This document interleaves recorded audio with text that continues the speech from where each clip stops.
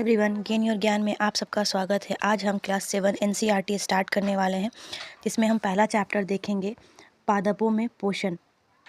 उसके बाद हम सारे चैप्टर्स करते जाएंगे। इस वीडियो में हम चैप्टर 1 से चैप्टर 4 तक करेंगे।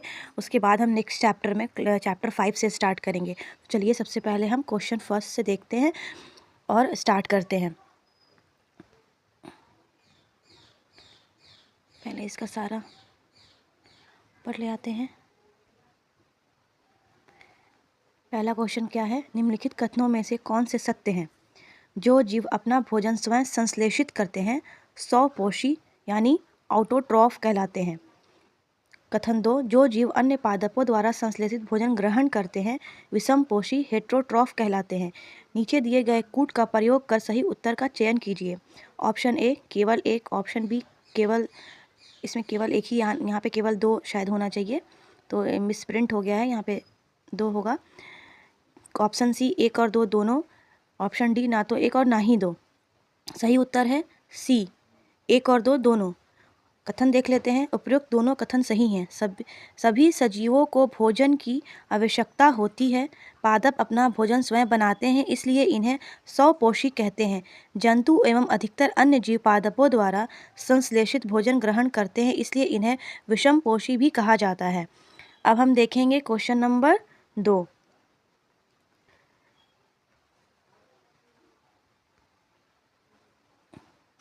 निम्नलिखित में से किसे या किन्हें पादप की खाद्य फैक्ट्री कहा जाता है?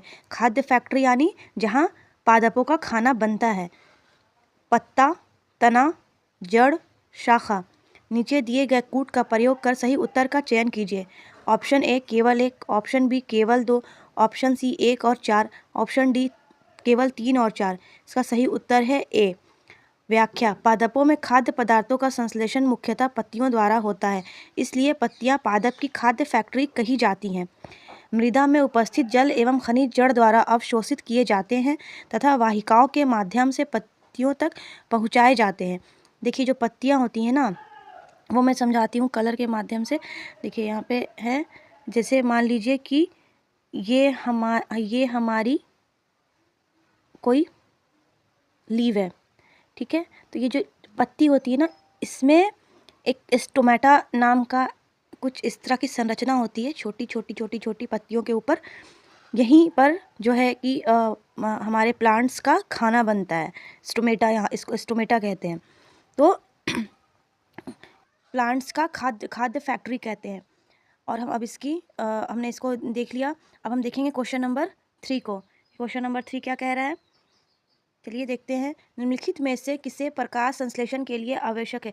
निम्नलिखित में से कौन से प्रकाश संश्लेषण के लिए आवश्यक हैं? कौन है? इसमें क्या दिया हुआ ऑप्शन में? क्लोरोफिल, सूर्य का प्रकाश, कार्बन डाइऑक्साइड या जल। नीचे दिए गए कूट का प्रयोग कर सही उत्तर का चयन कीजिए। ऑप्शन है 1 और 2, ऑप्शन बी केवल 1, 2 और 3, ऑप्शन सी केवल 3 और 4, ऑप्शन डी 1, 2, 3 और 4। इसका सही उत्तर होगा डी 1, 2, 3 और 4। कैसे? इसकी व्याख्या को देख लेते हैं कि व्याख्या क्या कह रही है। पत्तियों में हरा वर्णक होता है जिसे क्लोरोफिल कहते हैं। क्लोरोफिल सूर्य के प्रकाश की ऊर्जा का संग्रहण करने में पत्तियों की सहायता करता है। पौधे इस ऊर्जा का उपयोग जल एवं कार्बन डाइऑक्साइड से खाद्य संश्लेषण में करते हैं। यह खाद्य संश्लेषण सूर्य के प्रकाश की उपस्थिति में होता है, इसलिए इसे प्रकाश संश्लेषण कहा जाता है। सूर्य सभी सजीवों के लिए ऊर्जा का मुख्य स्रोत है। सूर्य प्रकाश संश्लेषण का अनिवार्य हिस्सा है, जिससे सभी जंतुओं को प्रत्यक्ष या अप्रत्यक्ष रूप से ऑक्सीजन तथा भोजन का प्राप्ति होती है। ठीक है। अब देखिए क्वेश्चन नंबर 4। प्रकाश संश्लेषण के संदर्भ में निम्नलिखित कथनों पर विचार कीजिए। कथन 1 है, प्रकाश संश्लेषण की प्रक्रिया द्वारा ऑक्सीजन गैस तथा कार्बोहाइड्रेट बनता है। कथन 2, पत्तियों के अलावा पादपों के दूसरे हरे भागों में भी प्रकाश संश्लेषण होता है। उपरोक्त कथनों में से कौन से सही हैं? केवल 1, ऑप्शन बी केवल 2, ऑप्शन सी 1 और 2 दोनों, ऑप्शन डी ना तो 1 और ना ही 2। इसका सही उत्तर है सी 1 और 2 दोनों। व्याख्या को देखते हैं। कथन 1 सही है, क्योंकि प्रकाश संश्लेषण की प्रक्रिया में कार्बोहाइड्रेट तथा ऑक्सीजन दोनों बनते हैं। पत्तियों के अलावा पादपों के दूसरे हरे भागों जैसे कि हरे तने एवं हरी शाखाओं में भी प्रकाश संश्लेषण की क्रिया संपन्न होती है, अतः कथन 2 सही है। अब हम देखेंगे क्वेश्चन नंबर 5। क्वेश्चन नंबर 5 क्या कह रहा है? पादपों के संदर्भ में निम्नलिखित कथनों पर विचार कीजिए। कथन 1, सभी पादप अपना भोजन स्वयं संश्लेषित करते हैं। कथन 2, पादप मृदा में उपस्थित नाइट्रोजन जड़ों की सहायता से प्राप्त करते हैं। उपरोक्त कथनों में से कौन सा या से सही है? ऑप्शन ए केवल एक, ऑप्शन बी केवल दो, ऑप्शन सी एक और दो दोनों, ऑप्शन डी ना तो एक और ना ही दो। उत्तर है बी। व्याख्या, कथन 1 गलत है क्योंकि कुछ पादप ऐसे भी होते हैं जिनमें क्लोरोफिल नहीं पाया जाता, इसलिए वे अपना भोजन स्वयं संश्लेषित नहीं कर सकते हैं, जैसे अमरबेल। अमरबेल आप लोगों ने बहुत सारी देखी होगी कि जो नीम का पेड़ होता है या फिर बहुत पीपल का पेड़ वगैरह होता है, तो उस पर इस तरह से एक पत्ती होती है। तो ये इस तरह से पत्ती होती है अमरबेल की, और वो लिपटी भी होती है, पूरा ऊपर तक चढ़ जाती है, उसी को अमरबेल कहा जाता है। तो अमरबेल जो होता है वो अपना भोजन स्वयं नहीं बनाता है, वो जिस पेड़ पर होता है उससे अपना भोजन प्राप्त करता है। अपना भोजन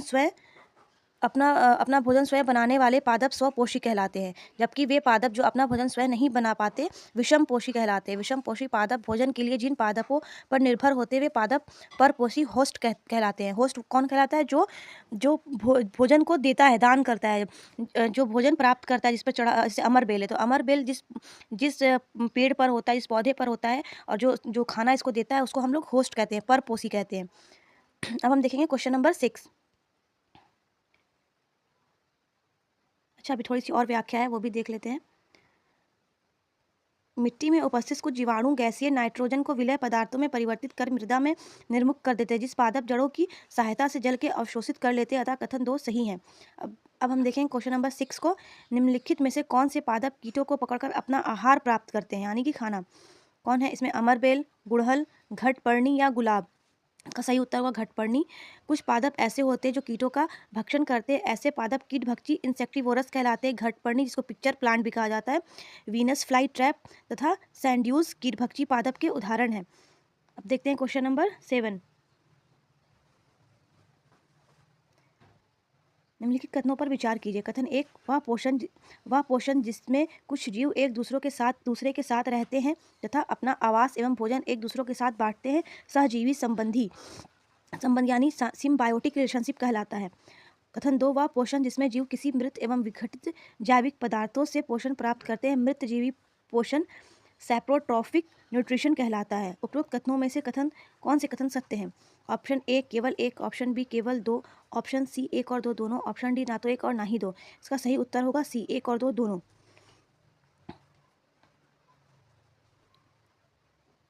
व्याख्या देख लेते हैं। उपरोक्त दोनों कथन सही हैं। कुछ जीव एक दूसरे के साथ रहते हैं तथा अपना आवास एवं भोजन एक दूसरे के साथ बांटते हैं, इसे सहजीवी संबंध कहते हैं। किसी मृत एवं विघटित जैविक पदार्थ से पोषण प्राप्त करना मृत जीवी पोषण कहलाता है। कवक मृत जीवी पोषण का उदाहरण है। कवकों की पोषण प्रणाली भिन्न प्रकार की होती है। यह मृत अथवा विघटनकारी वस्तुओं की सतह पर कुछ पाचक रसों का स्राव करते हैं, जिससे ये विलयन में प्रवर्तित हो जाते हैं। कवक इस विलयन का भोजन के रूप में अवशोषण करते हैं। सॉरी, अब हम यहाँ पे एक चीज़ समझ लेते हैं कि सहजीवी संबंध क्या होता है। तो सहजीवी संबंध का मतलब होता है कि दो जीव हो, जिसमें से आप प्लांट्स को भी ले लें, प्लांट्स को भी ले लेंगे, तो दो जो जीव होते हैं, जब उनका मतलब जो काम है वो एक दूसरे की सहायता से चलता है। मतलब वो, जैसे कि मान लीजिए कोई एक प्लांट है, उसने दूसरे प्लांट को रहने के लिए जगह दी, ठीक है, और इस प्लांट ने क्या किया, इसने प्रकाश संश्लेषण करके इसको भोजन दिया। तो इस तरीके से इन दोनों का जीवन चल रहा है, तो इसी को सहजीवी संबंध कहते हैं कि मतलब दोनों की सहायता से वो दोनों एक दूसरे पर निर्भर हैं और दोनों में से किसी एक को ज़रूर फ़ायदा पहुंचता है, तो उसको सहजीवी संबंध कहते हैं। अब हम देखेंगे क्वेश्चन नंबर 8। निम्नलिखित में से कौन से सहजीवी संबंध का उदाहरण है? शैवाल और कवक, शैवाल और जीवाणु, कवक और जीवाणु, पादप और जीवाणु। इस दिए गए कूट का प्रयोग कर सही उत्तर का चयन कीजिए। केवल एक और दो, केवल एक, दो और तीन, केवल एक और चार, केवल 2, 3 और 4। तो इसका सही उत्तर क्या होगा? सही उत्तर होगा इसका सी, ठीक है, एक और 4। अब इसकी व्याख्या को देखेंगे। व्याख्या क्या कह रही है?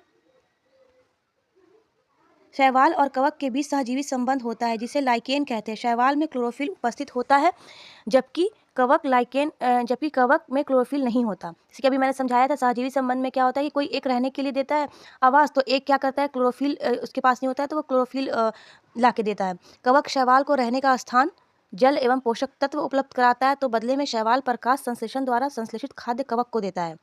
पादप और राइजोबियम जीवाणु भी सहजीवी संबंध का उदाहरण है। ये जीवाणु गैसीय नाइट्रोजन को विलय पदार्थ में परिवर्तित कर देता है, परंतु राइजोबियम अपना भोजन स्वयं नहीं बना सकते। ये चना मटर, मूंग, सेम तथा अन्य फलीदार पादपों की जड़ों में रहते हैं तथा उन्हें नाइट्रोजन की आपूर्ति करते हैं। इसके बदले पादप इन जीवाणुओं को आवास एवं खाद्य प्रदान करते हैं। अब हम देखेंगे क्वेश्चन नंबर 9। पादप के किस भाग द्वारा प्रकाश संश्लेषण हेतु वायु से कार्बन डाइऑक्साइड ली जाती है? मूल रोम से, रंध्र से, पर्णशिराएं से, बाह्य दल से। इसका सही उत्तर है बी, रंध्र से। पत्ती की सतह पर उपस्थित सूक्ष्म रंध्रों द्वारा वायु में उपस्थित कार्बन डाइऑक्साइड प्रवेश करती है। ये रंध्र द्वार कोशिकाओं द्वारा घिरे होते हैं। जो मैंने अभी आपको बताया कि जो एक लीव होती है उस पर जो छोटे छोटे होल बने होते हैं जिसको हम स्टोमेटा कहते हैं, वही यहाँ पर ये क्वेश्चन बता रहा है कि रंध्र जो होते हैं उससे कार्बन डाइऑक्साइड पत्तियों को प्राप्त होता है, फिर उससे वो अपना भोजन बनाती है। अब हम देखेंगे क्वेश्चन नंबर 10 कि क्वेश्चन नंबर 10 क्या कह रहा है? प्रकाश संश्लेषण प्रक्रम द्वारा पौधे कार्बोहाइड्रेट का संश्लेषण करते हैं। क्या कार्बोहाइड्रेट निम्नलिखित में से किससे मिलकर बना होता है? कार्बन से, हाइड्रोजन से, ऑक्सीजन, नाइट्रोजन, फॉस्फोरस। निम्नलिखित नीचे दिए गए कूट का प्रयोग कर सही उत्तर का चयन कीजिए।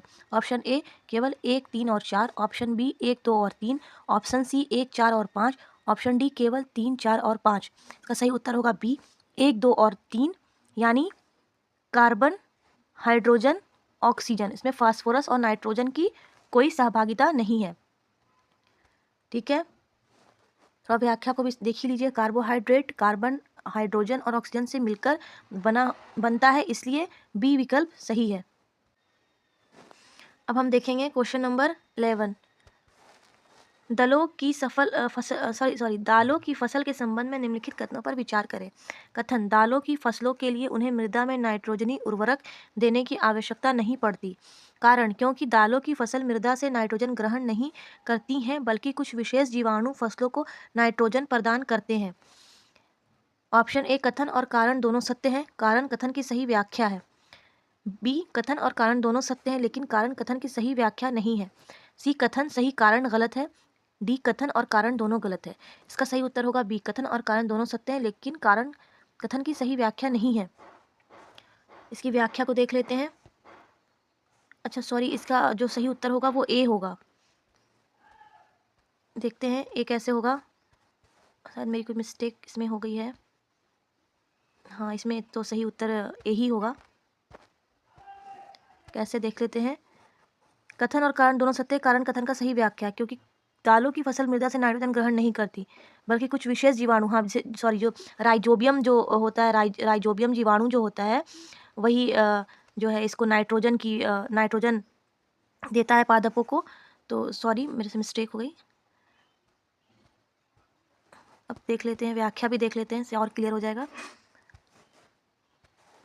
अधिकतर दालें फलीदार पादपों से प्राप्त होती हैं। कुछ जीवाणु जो राइजोबियम कहलाते हैं वायुमंडलीय नाइट्रोजन को विलय पदार्थ में परिवर्तित कर देते हैं। ये जीवाणु चना, मटर, मूंग तथा अन्य फलीदार पादपों की जड़ों में रहते हैं तथा उन्हें नाइट्रोजन की आपूर्ति करते हैं। इसके बदले पादप राइजोबियम जीवाणु को आवास एवं खाद्य प्रदान करते हैं तथा इनमें सहजीवी संबंध होता है।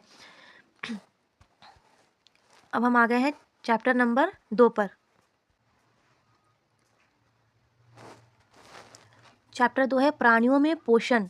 इसका क्वेश्चन फर्स्ट देखते हैं। स्टार फिश यानी तारा मछली के संदर्भ में निम्नलिखित में से कौन सा या से कथन सत्य है? इसका आहार कैल्शियम कार्बोनेट के कठोर कवच वाले जंतु होते हैं।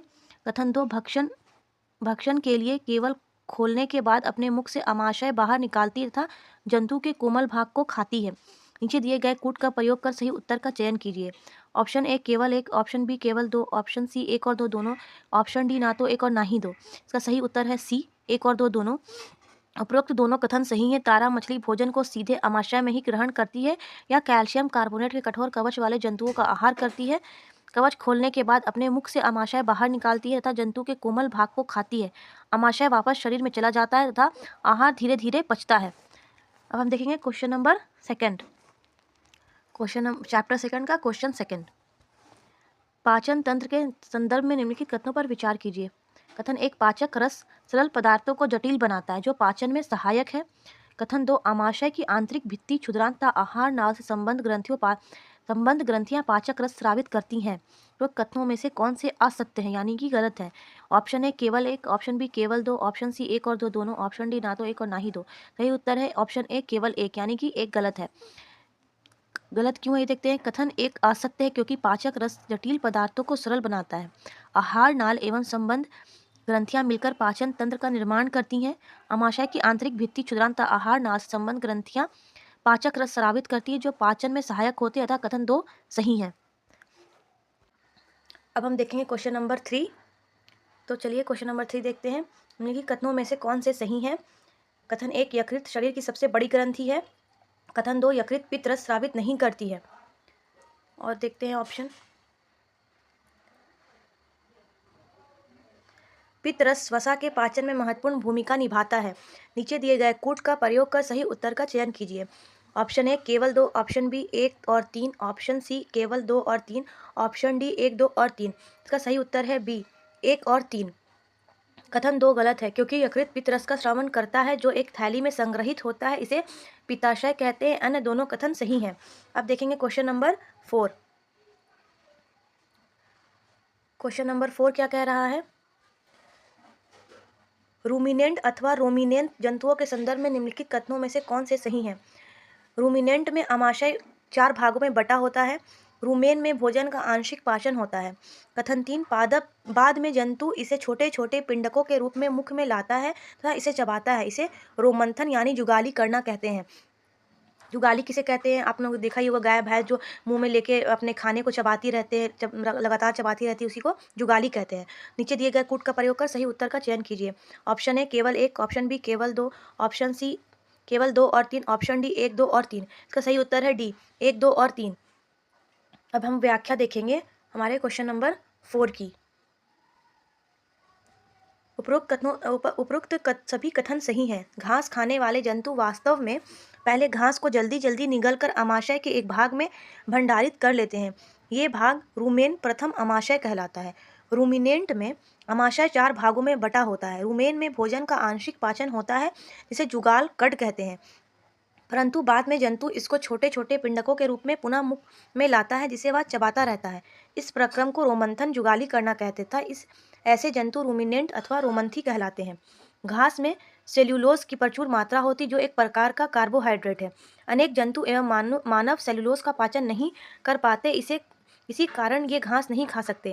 जैसे कि मानव हम लोग हो गए, हम लोग घास नहीं खा सकते, या फिर ज़्यादातर वो वैसे जानवर जो वेजिटेरियन नहीं है। रूमिनेंटस में क्षुद्रांत एवं बृहदांत के बीच एक थैलीनुमा बड़ी संरचना होती है जिसे अंशनाल कहते हैं। क्षुद्रांत का मतलब होता है स्मॉल इंटेस्टाइन और बृहदांत का मतलब होता है लार्ज इंटेस्टाइन। भोजन के सेलुलोज का पाचन यहाँ पर कुछ जीवाणुओं द्वारा किया जाता है जो मनुष्य के आहार नाल में अनुपस्थित होते हैं। ये हमने देखा क्वेश्चन नंबर 4। अब देखेंगे क्वेश्चन नंबर 5।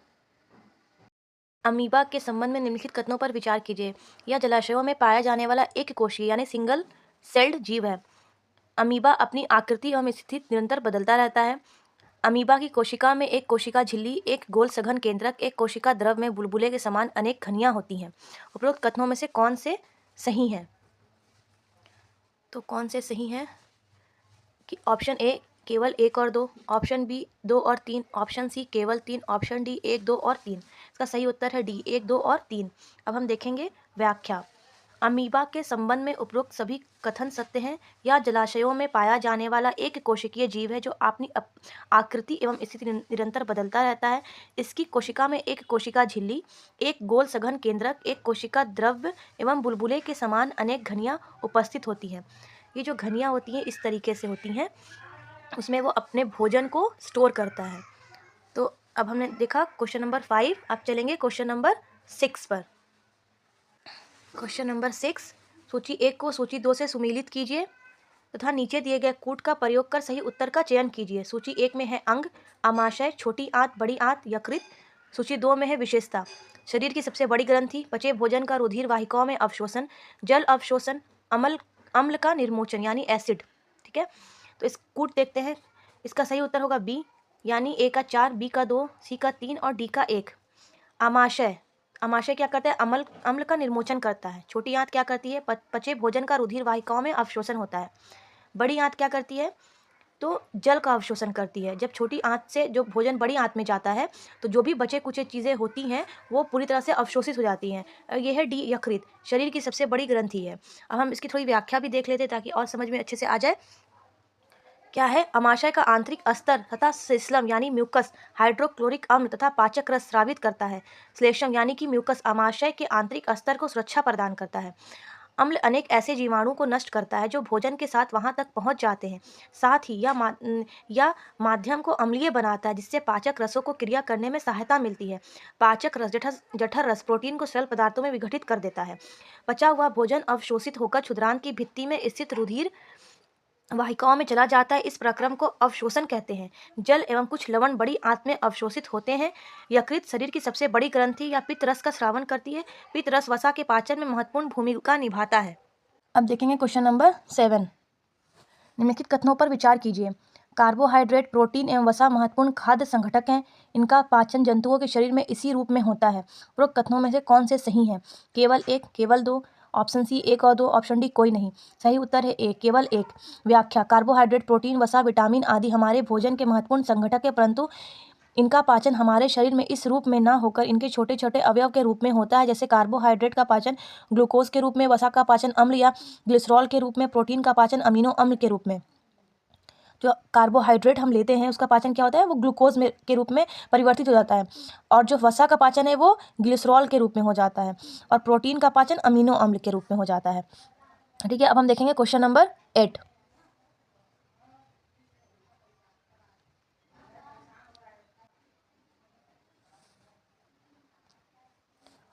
क्वेश्चन नंबर 8, पाचन क्रिया के संदर्भ में निम्नलिखित कथनों पर विचार कीजिए। कार्बोहाइड्रेट सरल शर्करा जैसे कि ग्लूकोज में परिवर्तित हो जाता है। वसा अम्ल एवं ग्लिसरॉल में परिवर्तित हो जाता है। प्रोटीन अमीनो अम्ल में परिवर्तित हो जाता है। उपरोक्त में सत्य कथन है। ऑप्शन ए केवल एक, ऑप्शन बी 1 और 2, ऑप्शन सी 1 और 3, ऑप्शन डी सभी कथन सत्य हैं। सही उत्तर है डी, सभी कथन सत्य हैं। व्याख्या देखते हैं। छोटी आंत में पाचन का एक महत्वपूर्ण चरण है। यह यकृत एवं अग्नाशय से स्राव प्राप्त करती है। इसके अतिरिक्त उनकी भित्ति से भी कुछ रस स्रावित होते हैं। अग्नाशय से अग्नाशय रस निकलता है जो कार्बोहाइड्रेट एवं प्रोटीन पर क्रिया करता है तथा इनको सरल रूप में परिवर्तित कर देता है। आंशिक रूप से बचा भोजन छोटी आंत के निचले भाग में पहुंचता है जहां आंत्र रस पाचन क्रिया को पूर्ण करता है। इस प्रक्रिया में कार्बोहाइड्रेट सरल शर्करा जैसे ग्लूकोज में, वसा अम्ल तथा ग्लिसरॉल में तथा प्रोटीन अमीनो अम्ल में परिवर्तित हो जाता है। अब हम देखेंगे चैप्टर नंबर 3। चैप्टर नंबर 3 है रेशे से वस्त्र तक, यानी जो रेशा होता है जिससे हमारे कपड़े बनते हैं वो हम देखेंगे। ये है चैप्टर नंबर 3। इसका क्वेश्चन है निम्नलिखित कथनों पर विचार कीजिए। जंतुओं से प्राप्त किए जाने वाले रेशे जांतव रेशे कहलाते हैं। रेशम के रेशे रेशम कीट के कोश से प्राप्त होते हैं। भेड़, बकरी तथा याक ऊन देने वाले जंतु हैं। उपयुक्त कथनों में से कौन से सही हैं? ऑप्शन ए केवल एक, ऑप्शन बी 1 और 2, ऑप्शन सी 2 और 3, ऑप्शन डी 1, 2 और 3। उत्तर डी, उपरोक्त सभी कथन सही हैं। जंतुओं से प्राप्त किए जाने वाले रेशे जांतव रेशे कहलाते हैं। इनमें से रेशम के फाइबर रेशे रेशम कीट के कोकून कोश से प्राप्त होते हैं तथा उनके रेशे भेड़, बकरी तथा याक के बालों से प्राप्त किए जाते हैं। अब देखेंगे हम क्वेश्चन नंबर 2, निम्नलिखित कथनों में से कौन से सही हैं? अंगोरा ऊन को अंगोरा नस्ल की बकरियों से प्राप्त किया जाता है। अंगोरा नस्ल की बकरियां कश्मीर के पहाड़ी क्षेत्रों में पाई जाती हैं। पश्मीना शॉल अंगोरा नस्ल की बकरियों की त्वचा पर उपस्थित मुलायम बालों से बनाई जाती हैं। नीचे दिए गए कूट का प्रयोग कर सही उत्तर का चयन कीजिए। ऑप्शन ए केवल 1 और 2, ऑप्शन बी केवल 2, ऑप्शन सी 1 और 3, ऑप्शन डी केवल 3। का सही उत्तर है 1, केवल 1 और 2। कैसे, इसकी व्याख्या को देख लेते हैं तो समझ आ जाएगा। कथन 3 गलत है क्योंकि कश्मीर की मशहूर पश्मीना शॉल कश्मीरी बकरियों की त्वचा पर उपस्थित मुलायम बालों फर से बनाई जाती हैं। अंगोरा ऊन को अंगोरा नस्ल की बकरियों से प्राप्त किया जाता है जो जम्मू एवं कश्मीर की पहाड़ी क्षेत्रों में पाई जाती हैं। अतः कथन 1 और 2 सही हैं। अब हम लोग देखेंगे क्वेश्चन नंबर 3। चैप्टर नंबर 3 में इतना ज़्यादा क्वेश्चन नहीं है। रेशम के संदर्भ में निम्नलिखित कथनों पर विचार कीजिए। कथन 1, रेशम कीट पालन को सेरीकल्चर कहा जाता है। कथन 2, रेशम फाइबर रेशे प्रोटीन से बने होते हैं। कथन 3, रेशम के रेशे रेशम कीटों से प्राप्त किए जाते हैं। उपरोक्त कथनों में से कौन से सही हैं? ऑप्शन ए केवल 1, ऑप्शन बी 1 और 2, ऑप्शन सी 2 और 3, ऑप्शन डी 1, 2 और 3। उत्तर डी। व्याख्या, रेशम डी में जो 1, 2 और 3 मतलब तीनों सही हैं। रेशम कीट पालन को सेरीकल्चर कहा जाता है। रेशम फाइबर रेशे प्रोटीन से बने होते अतः कथन 1 और 2 सही हैं। रेशम कीट रेशम के रेशे का एक उदाहरण केवल आवरण कोकून बनाते हैं।